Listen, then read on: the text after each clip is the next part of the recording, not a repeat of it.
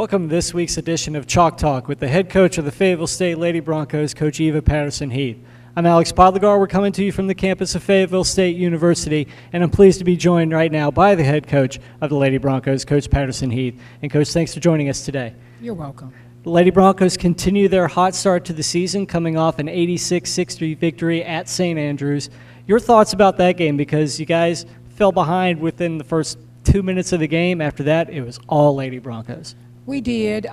St. Andrews is a formidable opponent. They didn't have a big girl, so we really wanted to look to our post players in that game. And Bria Robinson had 17 points, and Tiara Coleman had a double-double, I think 18 points and 17 rebounds. So, we want to, again, make sure we were pounding it inside. Yeah, those were career highs for both those players. Bria Robinson, a freshman, the career highs, 17 points, and then for Tiara, career highs in points and rebounds with the 18 and 17 for her. This is proving to be a pretty balanced basketball team with what Akeisha Resper can do from the outside, and like you said, your interior players inside. Talk about some of those players maybe on the periphery that are doing some of the unsung things that we don't always see in the stats or in the scorebook, but you're getting some pretty good production throughout the team. We are. We're pretty balanced as we are growing to become a better basketball team. I'd like to speak about Jelena Robertson, our point guard. Of course, Jelena, coming off last year, she's a sophomore this year, and she had a great a large job, I would say, a demanding task last year, and her role is changing a little bit. She doesn't have to have 100% of the ball handling responsibilities in her hand, because we have Akeisha and we have Tashama, and we also have Nia Traywick coming off the bench that can help with ball handling responsibilities. And again, I'll speak about Nia Traywick. In the last couple of games, she's hit some big shots for us. She came in against St. Andrews, and I thought she did a really good job of leading the team while she was playing the point position. Yeah, you're getting players stepping up like Nia in a role where Bernadette Fortune's injured at this point, so Nia steps in and it's just next man up. That has to be pretty satisfying as a coach to see this early in the year. Well, that's what we want. We want growth, and you just never know. On any given night, anything can happen. So everyone has to be ready to play and to contribute. Akeisha Resper, we talked to her last week on the show, newcomer of the week for the CIAA this week, the second time this year for Fayetteville State to get that honor. How do you see her filling now this role of being that go-to player for you guys? How's she growing into that role? She is. She's taken it on with the understanding that she still has to work. We're in exams this week, and yesterday she found some time to come in the gym and to get shots up, and she's just not resting on what she's done in the past. She understands that in order to contribute going forward, she's going to still have to work to get better at her game. There are several new players, new faces on the floor, but there are some new faces on the bench as well. Your staff has had some changeover. We're going to spend the second half of this program talking to new assistant head coach Walter Mebane. Talk about the changes to your staff and what Coach Mebane brings to this program. Oh, Coach Mebane is, of course, he's been in the business for almost 30 years, and his knowledge of the game and his attention to detail has certainly helped us elevate our game to where we are now.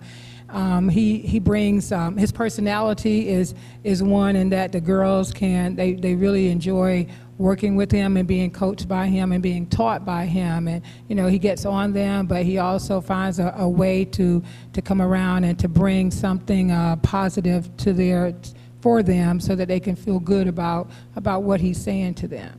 A busy week coming up for the Lady Broncos. You hit the road again, so preview that week for us a little bit, you guys. Like I said, you're off and running away from Capel Arena and until you get back home on December 19th against against Mount Olive. Yes, we have. We're going to Barton on Saturday, and Barton has a great team. They're nationally ranked. Janetta Robinson, I think, is a senior on that team, and she's been playing very well for her, as well as Naisha Willie. So they're an up-tempo team, much like ourselves. They like to push the ball, and they will play they play the passing lane, and they're looking to get a lot of shots up. So, we have to be ready for that style of play. Also, you go up into West Virginia next week. Yes, we are going on, we're leaving on Tuesday, and we play Aldous and Brodus we're leaving on Monday. We play Aldous and Brodus on Tuesday. And they're also a good team. They had a quality win over Seton Hill, who has a long tradition of great basketball in that area. And then on Thursday, we played Salem International, and they've been struggling a little bit, but you're on the road and you have to be ready to take people's best shot at their home, because everyone's going to defend their home court. You guys will then be back home against Mount Olive on December 19th, and then a postponement in the schedule. The December 30th game against Lenore Ryan is postponed at this moment. So we'll see where things go from here before the holidays for the Lady Broncos. Thank you. And that's been Coach Patterson-Heath for Fayetteville State. We'll start with the second half of a program with Coach Mebane right after this. And thanks for joining us for the second half of this week's edition of Chalk Talk with the Fayetteville State Lady Broncos basketball team. I'm your host, Alex Podlegar. We're still on the campus of Fayetteville State University, and I'm joined now by one of the newest additions to the Lady Broncos staff, Coach Walter Mebane. And Coach, thanks for joining us today. Thank you very much for having me. First of all, Coach, you've had a long and extensive career in coaching basketball. Tell us how you came to arrive at Fayetteville State this year. Well, from 95 to 2009, I was at Hampton University and served in associate head coach capacity as head coach for the last 5 years. Last 2 years, I've been a volunteer assistant for the men's program at Winston-Salem State. I actually met Coach Heath and her husband, of all places, at a convenience store one night with my former head coach, and she discussed the position that she had open. Being involved in women's basketball for 14, 15 years on the collegiate level, it was something I had an interest in. She and I got together, discussed what the possibilities were, and let's say the rest of it is history. What do you feel like you bring to the assistant coach's role? Because like you said, you have tremendous coaching experience, including at the Division I level as a head coach. Well, just understanding what it takes to win championships. I think that as you grow as a coach, there are certain phases of the game that young people have to learn. The first thing they have to learn is to compete. And then after learning how to compete, they have to learn how to win. Then they have to learn how to handle winning, and then they can move on to winning championships. I was very fortunate to be part of 7 championships during my tenure there at Hampton, so I understand the dedication and commitment that it takes. Fayetteville State has a historic background in women's basketball as well, so that was another attraction, that I was coming to a program that, one, was accustomed to winning and expected to win. And from the first day that I got here, I told the young ladies the only reason I was here is to win a championship. What do you feel like are some of the top 2 or 3 lessons you've learned over your years as coaching? Well, it takes great players to make great coaches. It's the number one thing. I think that when you have players that are committed and are open to the things that you're trying to ask them to do, it makes your job a whole lot easier. Second, just experience, just understanding what it takes to win, the commitment, the dedication, what has to happen in order for the team to be successful. And then the last thing, just learning how to be humble as you go through this process. This is a very humbling business, and you have to maintain being humble as a player as well as a coach, never getting too high off the losses and never getting too low or anything like that. You just understand that you're trying to build something and what it takes to do that. You have a wealth of experience, obviously, that we've been through. Taking that into account, what do you see out of this Lady Broncos team that started this season 4-1? Well, the first thing is we have a great group of young ladies who understand what it takes to win. They're bought into the program 100%. Very first meeting that the team had, I emphasized how important it was to sell out. And what I meant by that was to whatever Coach Patterson-Heath decided, that's what we were going to do. And you have to do it at 125% every day. You can't sell out 3 days a week and then expect on the other 4 days not to do your best.